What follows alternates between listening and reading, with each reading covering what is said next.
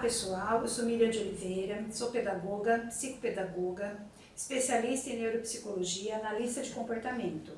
Trabalho com educação há mais de 30 anos e já orientei centenas de pais no processo de educação dos filhos. Eu estou gravando alguns vídeos para contribuir com os pais nesse período de suspensão de aulas por conta da pandemia.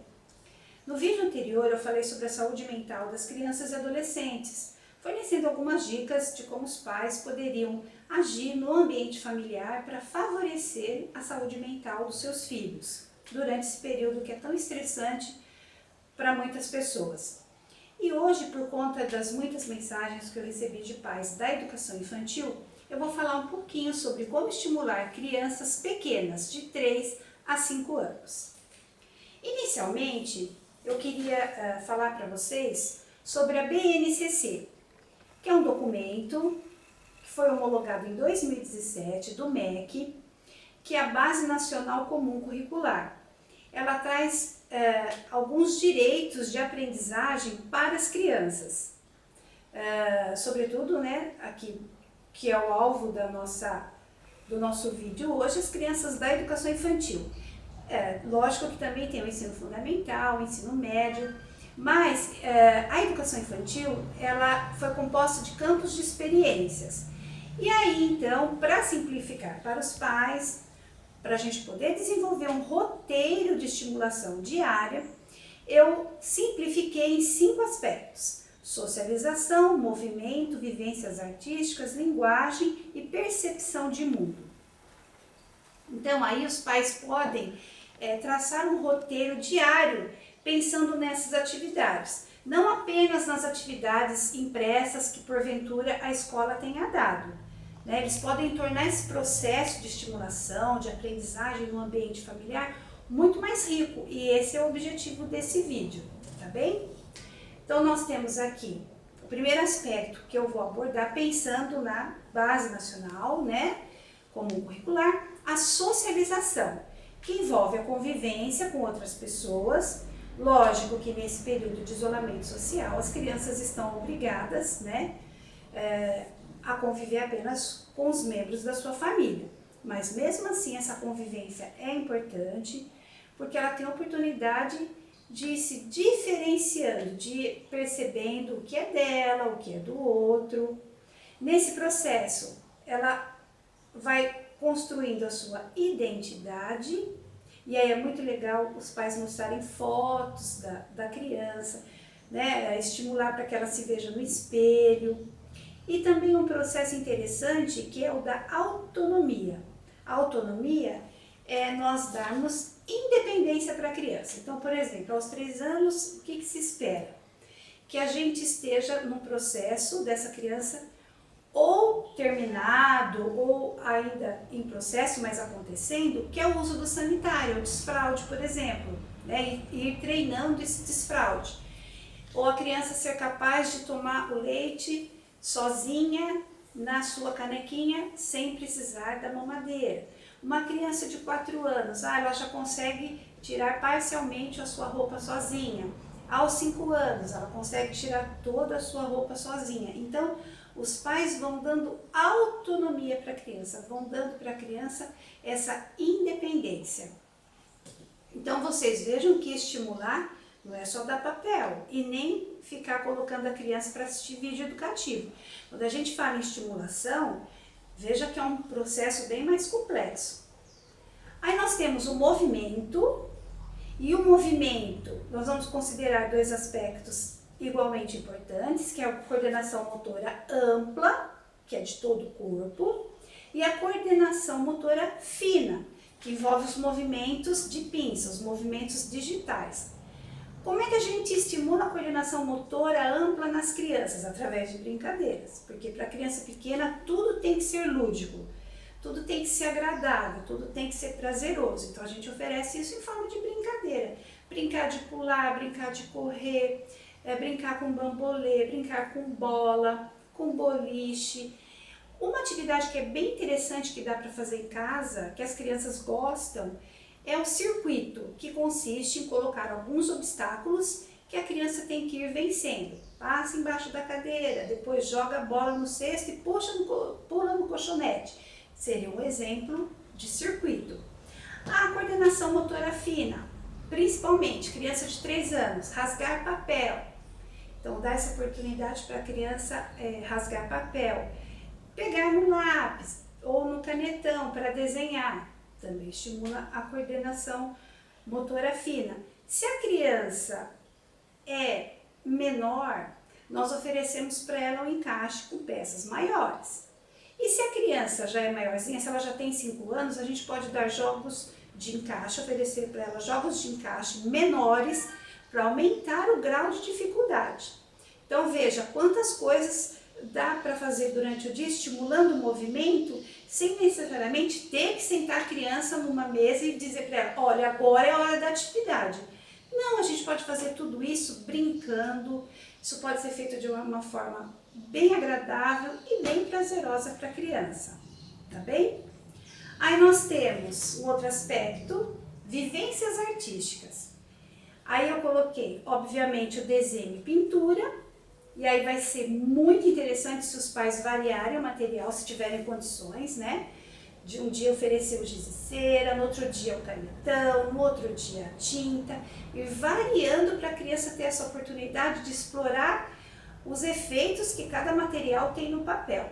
Mas, lembrando, pessoal, que arte não é só desenho e pintura, tá bem? Então, a gente também tem que considerar a música, a dança e o teatro, tá? Como é que a gente trabalha a música com a criança? Cantando, né? Então, a gente pode oferecer vários tipos de música, por exemplo, para a criança acompanhar, para cantar junto, para dançar vários ritmos, né?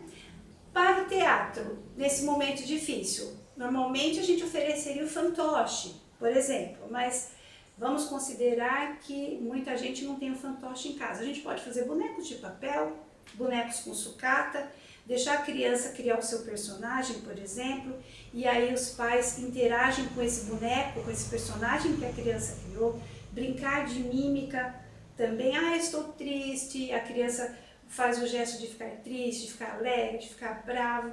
Tudo isso é uma forma de trabalhar a arte em contextos diferentes, tá? Aí nós temos outro aspecto muito importante, que é a linguagem, e ela também vai englobar aqui 2 elementos essenciais, que é a linguagem oral e a linguagem escrita. A linguagem oral é tudo que a gente pode estimular de repertório da fala dessa criança mesmo. E como é que a gente faz isso? Primeiro, conversando com a criança, né? Não é deixando a criança 2, 3 horas no celular ou num jogo ou assistindo um vídeo que eu vou estimular a oralidade dessa criança. Então, muita conversa, contar história para a criança, todos os dias contar história para a criança, ouvir essa criança, ensinar a criança a falar o nome das coisas de forma correta, nada de nininho, nininho, né? Parece engraçado, mas são vícios, né? E as pessoas cometem esse equívoco sem perceber. O cachorrinho, menininho, lapisinho, canetinha, neneninho, não. Vamos ensinar a criança o nome correto, para ela aprender o correto, repetir o correto. O cachorro, o gato, a água, né? Nada de falar errado para a criança aprender errado. Vamos falar do certo para a criança aprender o certo, né? Cantar as cantigas, essas cantigas que a gente conhece, né? As cantigas populares, Atirei o Pão no Gato, Ciranda Cirandinha, tudo isso contribui para a oralidade. E a escrita, a gente pode oferecer revista para a criança, livrinho, e deixar que ela vá fazendo as suas inferências sobre aquele material. Ou a gente vai chamando a atenção dela para esse processo. Olha o que é imagem, o que é a parte escrita, onde está escrito tal palavrinha, né? Se a criança tem 4 ou 5 anos, os pais podem ensinar o nome, por exemplo, né? Se estiver até dentro da proposta da escola, eu sugiro que os pais usem a letra maiúscula de imprensa ou a letra bastão, porque ela é mais fácil de visualizar e de traçar. Então eu trouxe aqui um exemplo para vocês, olha. Essa aqui é uma palavrinha escrita em letra de forma maiúscula. Nesse caso, está relacionando o objeto com o nome e dando um destaque para a letra inicial, porque se a criança tem, por exemplo, 5 anos, ela já pode começar a aprender as vogais, né? E aí, por último, nós temos a percepção de mundo, onde vai entrar a relação entre as pessoas, então essa curiosidade que as crianças têm sobre o grau de parentesco, sobre com quem que ela parece, de onde que ela veio, e a curiosidade pelos elementos naturais e transformações. Então a criança também tem muita curiosidade sobre as plantas, sobre os animais, sobre os fenômenos da natureza, por que que tem arco-íris, por que que chove, para onde vai o sol, por que que tem estrela, né? E as transformações. Então, quem tem jardim em casa pode chamar a atenção da criança para alguns aspectos das plantas ou dos animaizinhos domésticos que porventura tem em casa, algumas características, olha o que que ele come, olha, ele toma água. E eu também sugiro que os pais, dentro desse aspecto, levem a criança para a cozinha. Leva a criança para a cozinha, porque a cozinha é um laboratório. Tem os alimentos para a criança manusear, fruta, legume, verdura, para a criança sentir a textura, para a criança ver a cor. Chame a atenção da criança para essas características de cor, de formato, a textura, o odor, o sabor, porque esses estímulos sensoriais, eles são muito importantes para as crianças pequenas. E se a criança é um pouco maior, se ela tem já os seus 5 anos ou 4 anos, os pais podem começar a contar com ela, olha, quantas cebolas eu tenho aqui, quantos tomates nós usamos na salada, quantas bananas a gente tem na fruteira. Comecem a fazer essas relações. Mostrem para a criança como as transformações ocorrem, como era o arroz antes de ser cozido, a mamãe pôs água quente, o que aconteceu, né? Lógico que se a mamãe vai fazer um preparo com o fogão, tem que tomar cuidado, né? Lógico, não vai deixar a criança perto, mas a criança pode acompanhar alguns desses processos e os pais se utilizarem da própria cozinha para introduzir conhecimentos novos para a criança ou responder curiosidades que elas tenham a respeito das coisas, tá bem? Fica aí a minha dica. Lembrando que esse vídeo, gente, é para enriquecer o que vocês receberam de orientações da escola, tá bem? Então, é só uma forma de contribuir ainda mais para esse processo de estimulação das crianças pequenas, tá bem? Se você tem dúvida ou sugestão, coloca aí no seu comentário, deixa o seu comentário, eu vou responder para você com todo carinho. Só queria deixar assim a última recomendação de que não deixem a criança muito tempo no celular, no tablet ou assistindo vídeo educativo, tá bem? Os recursos tecnológicos, eles podem ser usados, mas com um tempo curto, porque as crianças pequenas precisam explorar, precisam de movimento, precisam conviver, tá bem? Então, se tiver sua dúvida, seu comentário, sua sugestão, deixa aí que eu vou responder para você. Eu agradeço a atenção e tchau, tchau, pessoal. Até o próximo vídeo.